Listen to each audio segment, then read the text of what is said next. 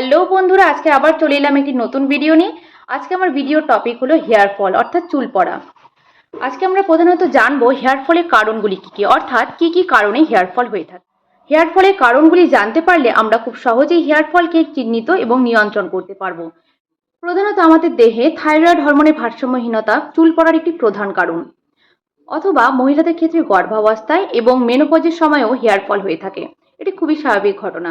পুষ্টির ঘাটতি, iron, zinc, protein এগুলির অভাবেও কিন্তু আমাদের চুল দুর্বল হয়ে যায় এবং ঝরে যায়।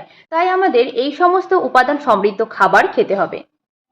অতিরিক্ত মানসিক চাপ এবং দুশ্চিন্তার কারণেও কিন্তু আমাদের হেয়ার ফল হয়ে থাকে। তাই নিজেকে যতটা সম্ভব চিন্তামুক্ত রাখার চেষ্টা করুন। হেয়ার স্টাইলিং, টাইট করে চুল বাঁধা, বিভিন্ন কেমিক্যাল কালার ইউজ করা, কেমিক্যাল প্রোডাক্ট ইউজ করা, তারপর হেয়ার স্ট্রেটনিং করা, হেয়ার ড্রায়ার ইউজ করা, এগুলির কারণেও কিন্তু হেয়ার ফল হতে পারে। এছাড়া স্কাল্পের বিভিন্ন সমস্যার জন্যও কিন্তু চুল পড়ে যায়, যেমন স্কাল্পে বিভিন্ন ছত্রাকজনিত সংক্রমণ হওয়া, খুশকি হওয়া, এগুলি কিন্তু হেয়ার ফলের জন্য দায়ী।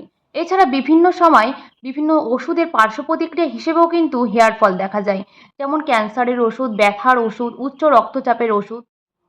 এই সমস্ত কারণ ছাড়াও আরও একটি কারণ আছে, যেটি হলো বংশগত কারণ। আপনার যদি পরিবারের কারোর এরকম টাক পড়ে যাওয়ার সমস্যা থাকে, যেমন আপনার বাবার বা ঠাকুরদার এরকম, তাহলে আপনারও সেই চুল পড়ার সমস্যা হতে পারে। তো বন্ধুরা, এই ছিল আজকের ভিডিও। আপনার যদি অল্প পরিমাণ হেয়ার ফল হয়ে থাকে তাহলে চিন্তার কোনো কারণ নেই। আর যদি অতিরিক্ত হেয়ার ফল হয়ে থাকে তাহলে ডাক্তারের কাছে যান, হেয়ার ফলের কারণটি চিহ্নিত করুন এবং সেই অনুযায়ী ট্রিটমেন্ট নিন। এরকমই আরও অনেক উপকারী ভিডিও পাওয়ার জন্য চ্যানেলটিকে অবশ্যই সাবস্ক্রাইব করে রাখুন। সুস্থ থাকুন, ভালো থাকুন। ধন্যবাদ।